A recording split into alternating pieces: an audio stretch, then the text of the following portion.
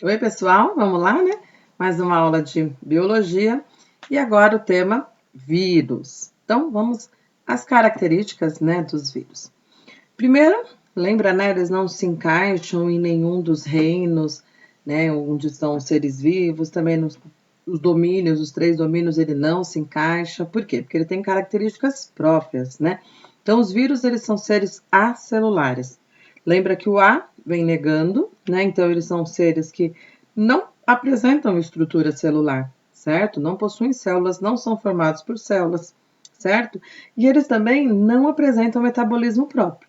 Então, eles não conseguem fazer respiração celular, né? Não conseguem fazer nenhum tipo de digestão, certo? Eles são parasitas intracelulares obrigatórios. O que é isso?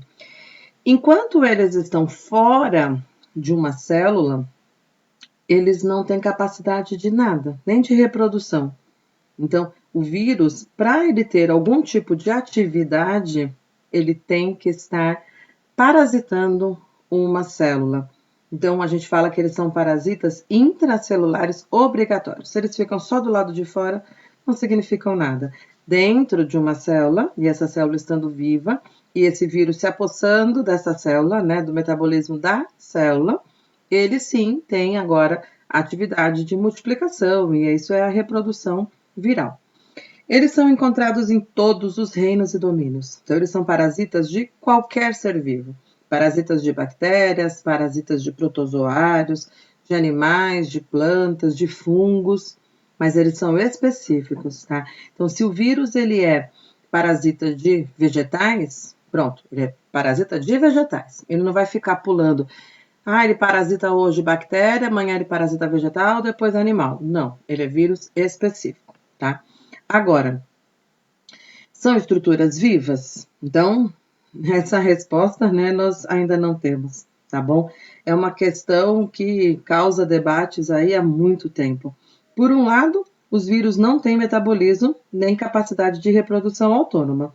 Então, essas características são características de seres vivos. Só que, por outro lado, eles controlam, né, a atividade da célula hospedeira, se reproduzem na célula hospedeira e sofrem mutações, que também são características associadas a seres vivos. Então, definir o que é vida, né, esse é o primeiro passo. Né, não é nem discutir se o vírus é ou não vivo. É primeiro estabelecer a definição correta e que todos aceitem, né, de que vida é isso. Aí nós conseguiríamos encaixar vírus. Então, como definir vida? É difícil, é muito complexo.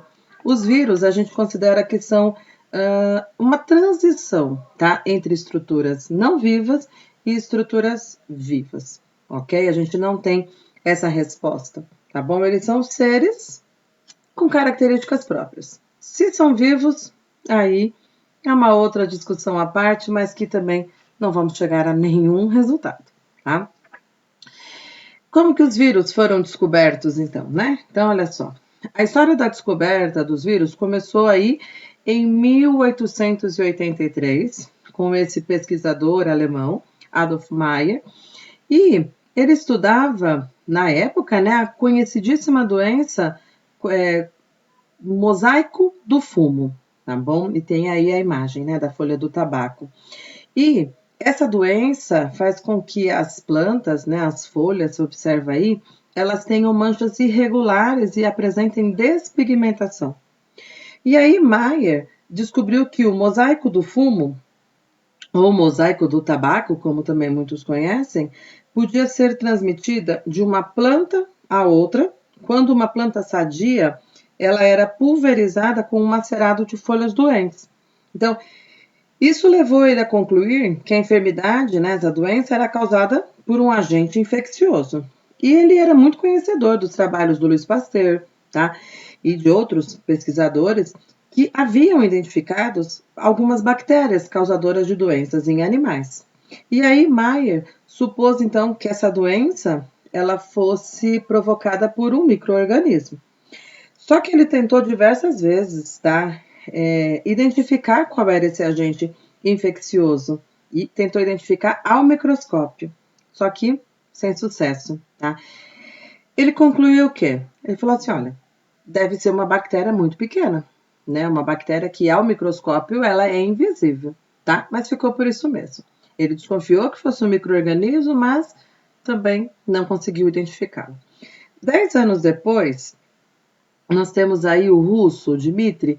O que ele fez? Ele passou essa seiva das plantas doentes por filtros que retinham bactérias, certo? E lá ele verificou que a seiva filtrada continuava a causar a doença. Então ele pegava esse filtrado e borrifava em plantas sadias e as plantas sadias adoeciam. Então o que ele sugeriu? Ele falou assim: olha, o que vai causar essa doença é uma toxina filtrável, não é a bactéria. Porque para eles, a bactéria tinha ficado retida no filtro. E o que passou foi a toxina. Foi aí que veio o nome vírus, tá bom? Porque vírus no latim significa veneno. Então, por conta dessa atividade, né, dessa tentativa, né, de identificar o que causava a doença, desconfiaram, né? Falou, é uma toxina, né, que a bactéria produz, a bactéria ficou presa no filtro, eles também não conseguiram ver, mas deduziram, né? E aí falou, é o veneno, né, que do latim aí, vírus, veneno.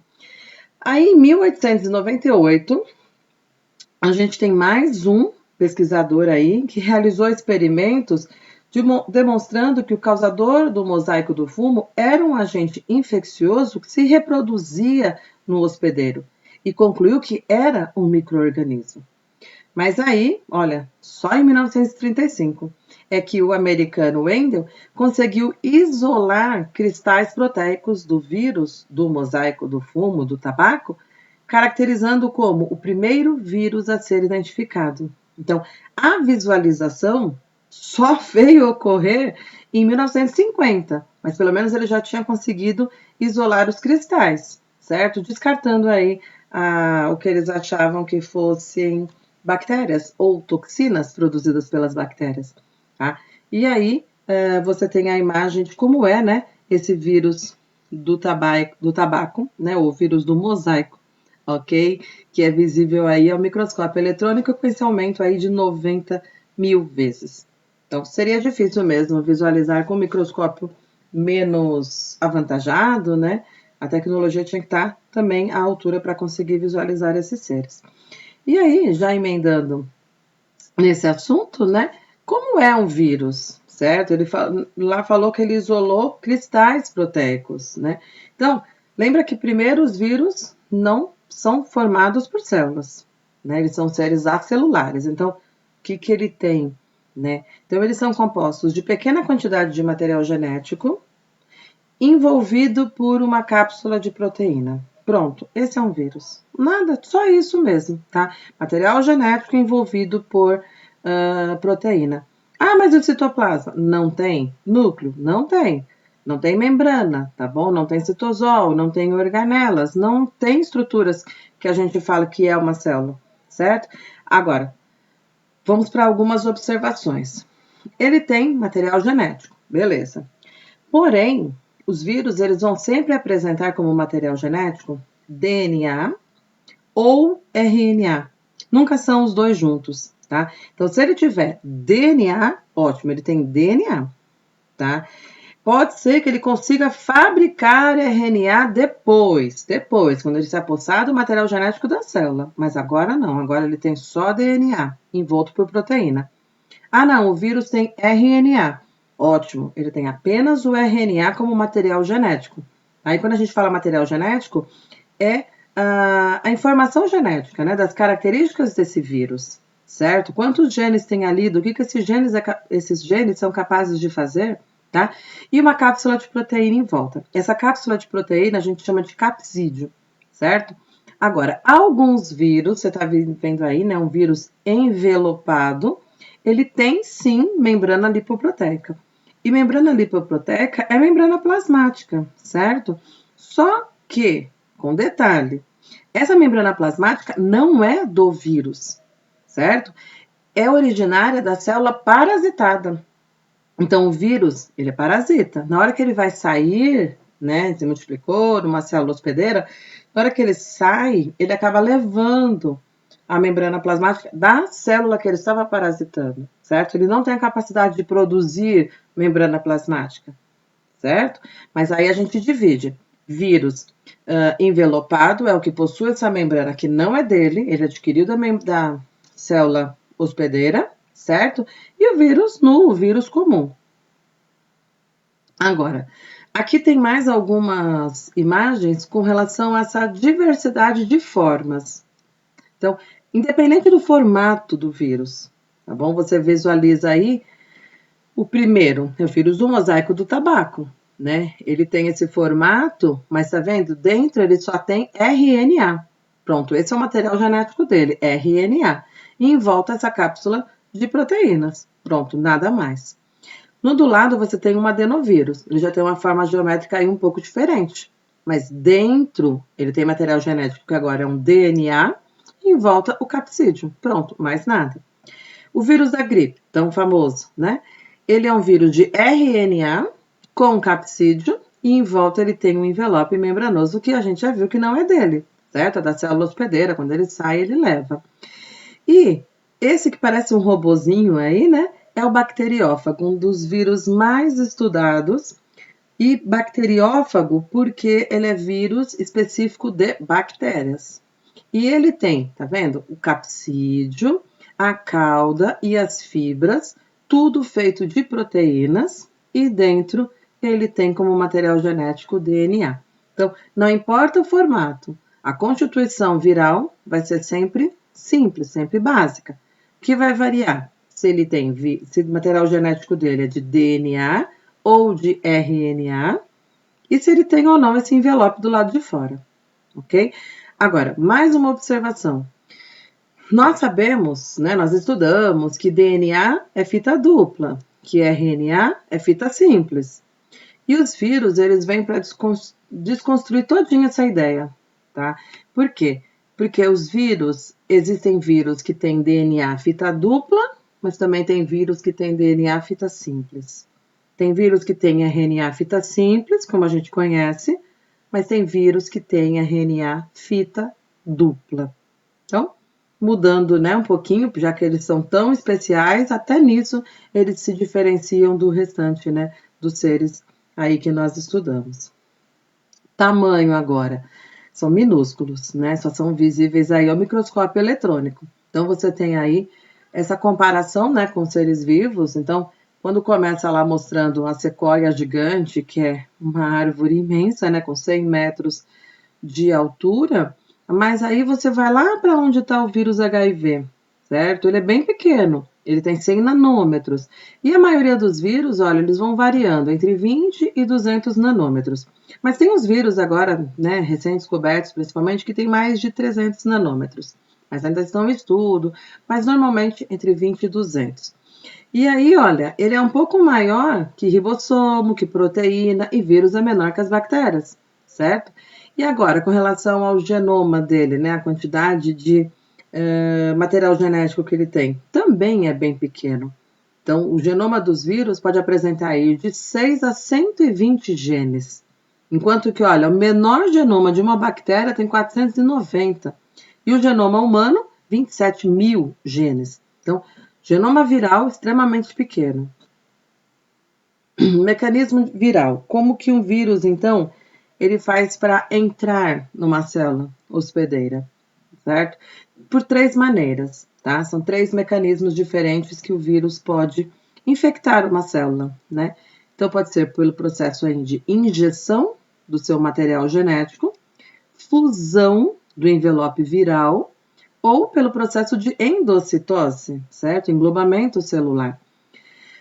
No desenho está mostrando injeção de DNA e está mostrando a infecção causada por bacteriófago, certo? Que é o vírus mais estudado. Mas nós temos outros vírus que podem se encaixar aqui, mas vocês, quando forem pegar outras fontes, vão sempre visualizar esse esquema com bacteriófagos, porque são realmente os mais estudados, né? Então, o que ele faz? Ele se fixa na célula hospedeira, ok? E aí ele usa aquelas fímbrias, né? Que a gente olha aí e fala assim, são as perninhas do vírus, né? Usa para se fixar na membrana plasmática da célula da bactéria e aí ele injeta o material genético. Então, você percebe que a estrutura proteica que compõe aí o vírus, que compõe todo o capsídeo, ela não entra na célula. Por isso que a gente fala injeção, porque coloca dentro da célula apenas o material genético, apenas o que é de interesse realmente, né, do vírus. No caso da fusão do envelope viral, você já vai ter aí uma compatibilidade, né, entre a membrana que compõe esse vírus, lembra que não é dele, com a membrana plasmática da célula que ele está chegando. E aí os receptores de membrana vão reconhecer como sendo, né, compatíveis e vai permitir que esse envelope viral agora ocorra uma fusão, né, entre essas membranas. E aí, o que tem dentro? O que tem dentro é o próprio vírus, que é o capsídeo, com o material dentro, né, o material genético. E aí pronto, ele já está dentro da célula mesmo, ele se rompe, né, esse capsídeo, essa cápsula de proteína, e libera o material genético e pronto. Uma vez o material genético do vírus dentro da célula, pronto, ele já se apossa do metabolismo celular e aí a célula faz tudo que ele manda.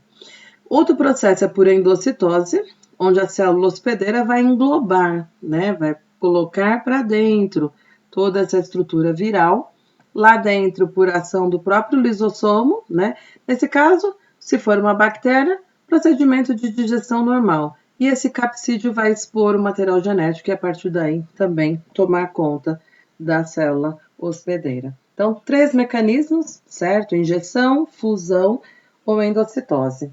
Não importa qual, o importante é o vírus colocar dentro da célula o material genético e a partir daí ele comandar, né, todo esse metabolismo celular.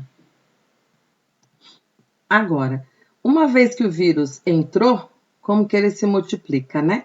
Então, de novo, o vírus mais estudado, um bacteriófago. Então, primeiro, se a gente for comparar, né, a célula hospedeira a um computador, tá bom? Um computador com todos os acessórios, hardware, né? O vírus corresponderia a um CD, um pendrive hoje em dia, né? Para produzir novos vírus. E esse pendrive, ele tem esses programas, né? Que vai produzir novos vírus. Esse programa, né, está inscrito no ácido nucleico, que constitui o genoma do vírus. Então, quando estão fora do computador, essas instruções do programa que estão aí no pendrive não fazem nada, certo? Continuam ali inertes. Da mesma maneira, enquanto um vírus não encontrar uma célula em que ele possa penetrar, ele não manifesta nenhuma atividade.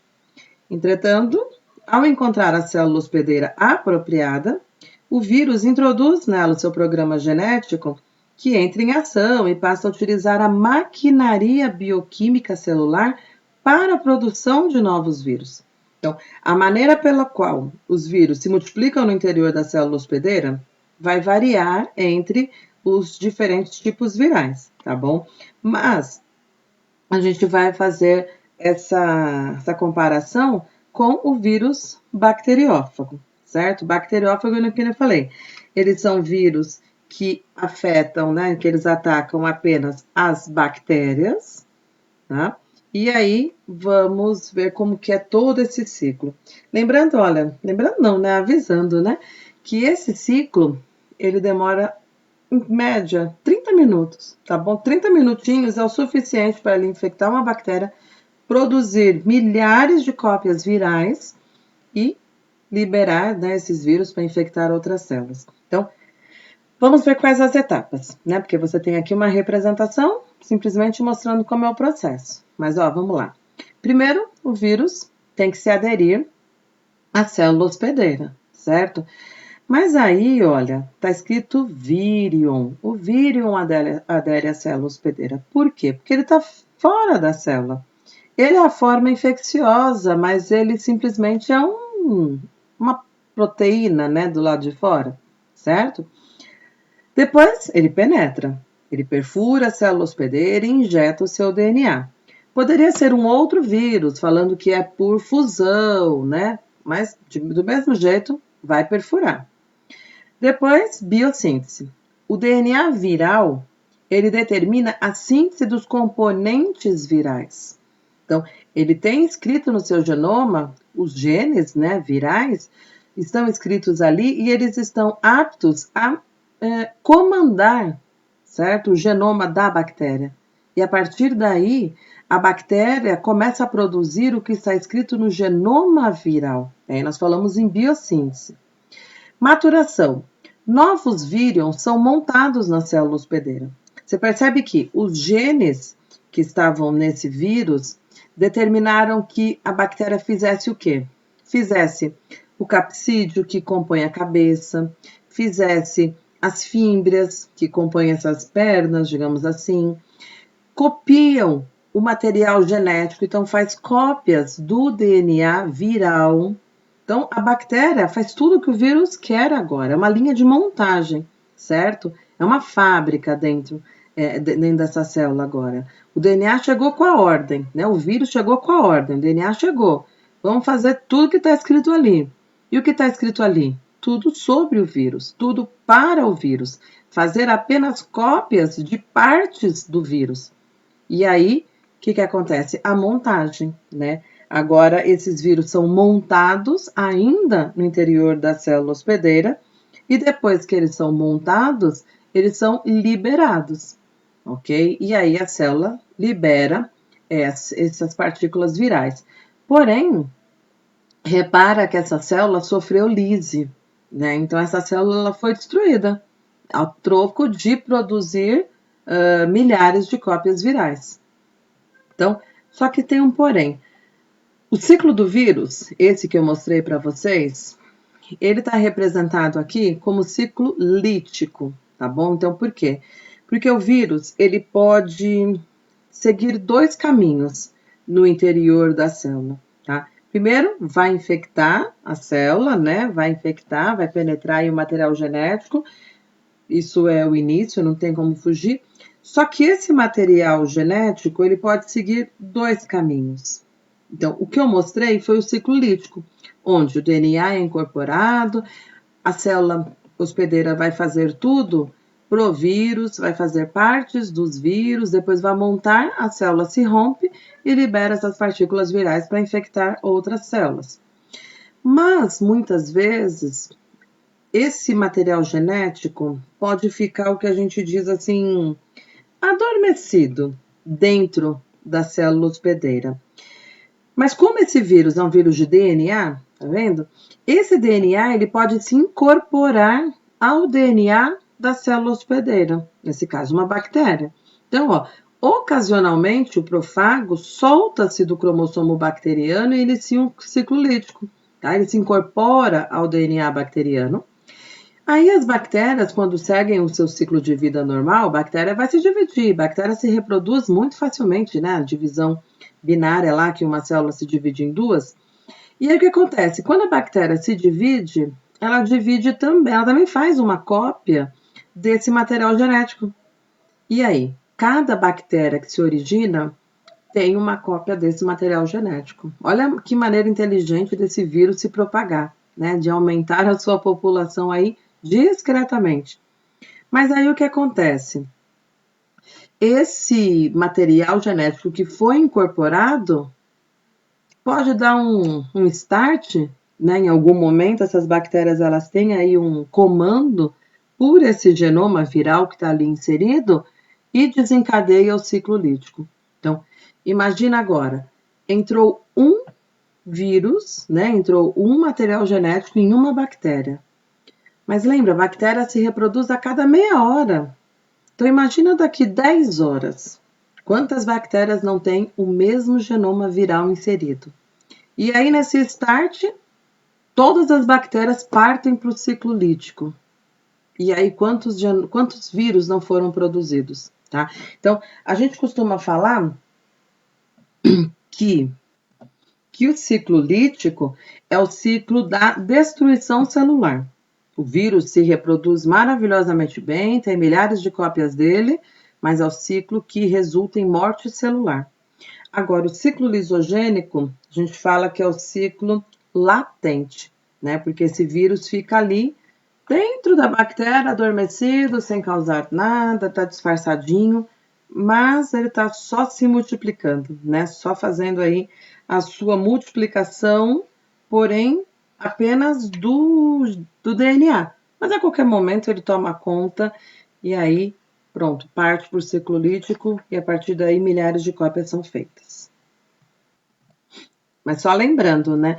Esse tipo de reprodução, tanto do ciclo lítico quanto do ciclo lisogênico, é uma reprodução, um ciclo, né, apresentado aí para vírus de DNA, ok? Vírus que tem na sua composição aí o material genético de DNA apenas. Então, como que é agora a reprodução do vírus de RNA, tá? E os vírus de RNA são mais frequentes, tá bom? A maioria das viroses aí, vegetais, 75% das doenças virais humanas são causadas por vírus de RNA. E aí, com base no seu material genético, os vírus são divididos em 4 grupos. Lembra que eu falei no começo que tem DNA dupla fita, DNA fita simples.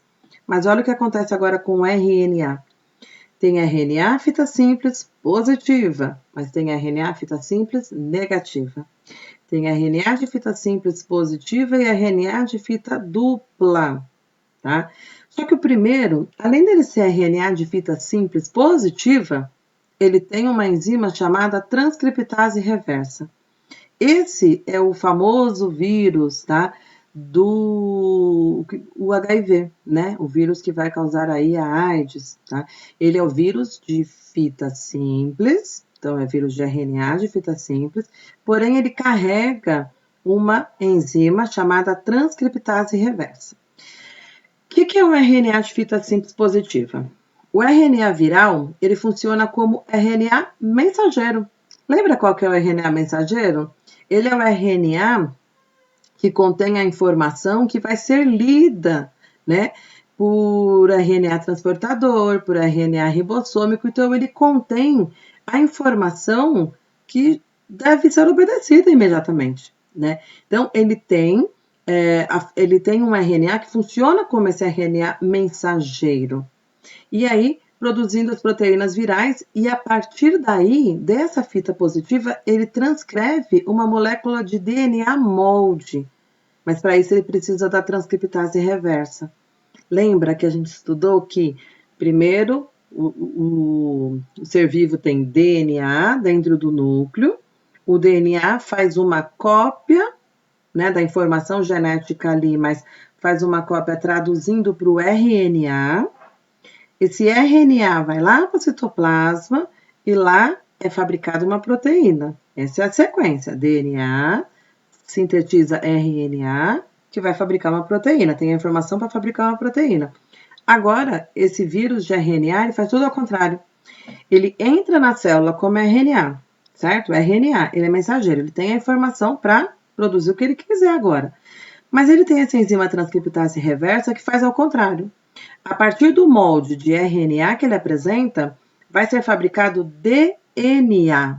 Esse DNA pode se incorporar na célula hospedeira e aí a gente vai estudar o vírus HIV com um pouquinho mais de detalhes mais para frente. O DNA produz novos RNAs virais e pronto, né? Agora a célula está comandada. Quem é de RNA fita simples negativa, repara que esse RNA ele não vai atuar como mensageiro. Ele precisa produzir um molde para o mensageiro, tá? Então, ele produz um RNA molde, que aí sim vai funcionar como RNA mensageiro, que por fim vai produzir proteínas e formando os novos vírus. Quem é assim? Vírus da gripe, vírus da cachumba, do sarampo, do ebola e da raiva. RNA fita simples positiva. Então, positiva, ele é o próprio RNA mensageiro, certo? Que também produz as proteínas virais e também vai produzir um RNA molde de fita simples, que vai formar novos RNAs virais. Tá? A diferença aqui é que ele não tem a transcriptase reversa. Ele já entra com a informação, já comanda a célula e pronto, né? Quais são os vírus que são assim? Dengue, zika, chikungunya, hepatite C e hepatite A. E, por fim, RNA de fita dupla, né? Que pra gente agora é novidade, né? RNA até então era fita simples, esse é fita dupla. Ele produz RNA mensageiro, que forma as proteínas virais e forma também uma fita molde para produzir novos RNAs virais. E são vírus muito comuns em crianças, tá? Que vão causar aí frequentes diarreias em crianças, que são os rotavírus, ok? Então, ó, sobre a AIDS, né? Que é o que? A síndrome da imunodeficiência aguda, né? Que aí a sigla é AIDS ou SIDA, né? Só que a gente sempre traz aí em inglês, que é AIDS. Ela é causada pelo HIV, certo? Que é o vírus da imunodeficiência adquirida. E é um vírus de RNA do grupo do retrovírus, porque ele tem aquela enzima chamada transcriptase reversa. Então, no processo de infecção, o HIV ele precisa atingir o sangue do hospedeiro e penetrar por fusão de membranas no linfócito, que é um tipo de glóbulo branco, lembra que está relacionado com produção de anticorpos, e esse é o alvo preferencial do HIV. Repara aí na imagem, o HIV é um vírus envelopado, né? Então, por isso que ele entra na célula por fusão. Repara aí no item 1, que é a união do vírus ao linfócito T, e aí ele se liga a essa proteína chamada CD4, ocorre a fusão do envelope do vírus com a membrana da célula, e dentro, né, uma vez dentro da célula, ocorre a liberação do RNA viral e das enzimas. Qual? Transcriptase reversa. Agora, no citoplasma do linfócito, a transcriptase reversa, ela catalisa a síntese de um DNA a partir do RNA viral. O RNA é inativado e o DNA viral vai para o núcleo, onde ele se incorpora ao material genético da célula. O HIV fica latente, realizando apenas, olha, o ciclo lisogênico por um período de tempo variável. E aí que está o perigo, né? Qual é esse tempo que esse vírus vai ficar latente na célula? De 3 a 20 anos. Aí, nesse caso, a gente fala que, enquanto está nesse período aí de latência, né? A gente fala que o indivíduo infectado é soropositivo e transmissor do vírus, mas ele não tem nenhum sintoma da doença. Ele não tem sintomas. Então, como ele descobriu? Por exames. Né? Ele teve um comportamento de risco, fez o exame e constou que ele tem esses vírus, né, no seu organismo. Então, a gente fala que ele é soropositivo. E enquanto soropositivo, ele é transmissor. Ele apenas não tem sintoma. Após esse período, que varia muito, né? O DNA viral ele começa a transcrever moléculas de RNA que passam para o citoplasma, realizando a produção de proteínas virais e a produção de novos vírus. Lembra que agora ele vai para o ciclo lítico, né? Os vírus ligam-se à membrana plasmática, formando envelopes que possibilitam sua liberação das células. E o processo leva essas células infectadas à morte, certo? A destruição dos linfócitos, que ocorre em uma progressão geométrica, acaba comprometendo o sistema de defesa do organismo. E é nesse momento que aparecem os sintomas. A supressão, né, do sistema imunitário facilita o ataque por micro-organismos oportunistas. E aí podem ser outros vírus, pode ser uma bactéria, pode ser um fungo. Podem surgir tumores, então pode ter um câncer de pele, pode ter um linfoma, né? O que a gente sabe até então? Que a AIDS não tem cura, né? Os tratamentos existem, estão aí, são gratuitos e eles agem contra as enzimas chaves do HIV. Que quais são essas enzimas? A transcriptase, a integrase e a protease. E conseguem bloquear o desenvolvimento da doença. Mas, como o HIV pode ficar latente nas células por muito tempo, o tratamento deve ser mantido permanentemente, não pode falhar nenhum dia sequer, senão você perde todo o tratamento que você já fez, até mesmo por anos. Aí tem um outro probleminha, a alta taxa de mutação do HIV, que possibilita o aparecimento frequente de formas resistentes às drogas, exigindo o quê? A produção de novos medicamentos. Agora, o controle total da doença só vai ser possível quando conseguirmos desenvolver uma vacina, né? Tá tendo alguns progressos, né? Alguns resultados positivos, algumas pessoas que apresentaram resultados muito satisfatórios, mas ainda sem o sucesso desejado, né? Para realmente falar assim, achamos a cura do HIV, né? E aí lembra, né? O HIV é transmitido de 3 formas básicas, né? O sangue de infectados, tá? Porque o vírus não atravessa a pele íntegra. Então tem que ocorrer um corte ou uma perfuração para que o vírus possa entrar. E aí, então, como que se dá essa contaminação? Por meio de transfusões sanguíneas, em que o sangue, de repente, não tenha sido previamente analisado, o que é muito difícil atualmente. Pode ser do contato direto do sangue com ferimentos de pessoas infectadas, então pode ser de instrumentos cirúrgicos ou de seringas, né? HIV também vai ser transmitido por relações sexuais desprotegidas, então é sem o uso de preservativo. Então, já que o preservativo protege, nada melhor do que usá-lo, né? E aí o HIV é transmitido pelo esperma, por secreções vaginais e pelo sangue, que foi liberado, né, caso tenha alguma lesão durante a relação. Só que se engana, né, quem acha que é só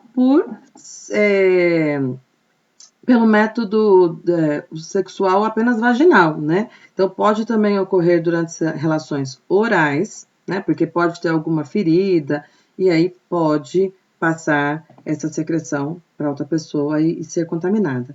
Temos também a relação materno-fetal, né? Onde o vírus pode ser transmitido da mãe, que é portadora do vírus, né? Para o feto, que pode ser feito isso pela placenta ou até mesmo, depois que o bebê nasceu, pelo aleitamento, né? Pela amamentação. Então, tem como evitar isso? Tem. A mãe fazendo um tratamento durante toda a gestação, né? E pós-gestação, tem como você evitar essa criança de ser contaminada, tá?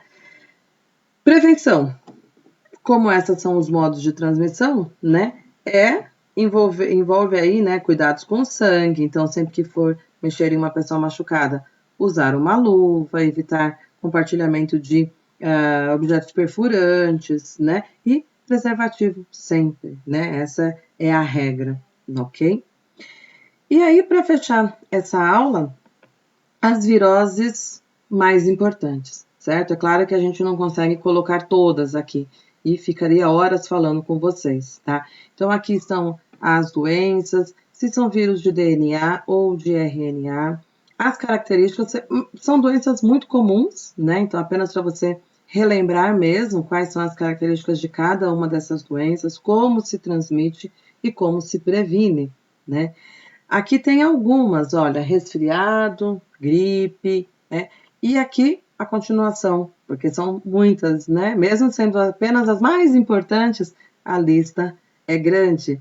E repara aí no final da tabela, dengue, chikungunya e zika, né? Então já estão já se sabe muito sobre ela, né? Ok? Ficou faltando coronavírus entrar nessa lista, né? Mas coronavírus a gente deixa para uma outra aula e para uma conversa mais informal na nossa aula online, tá bom? Então, é isso. Até a próxima aula, pessoal.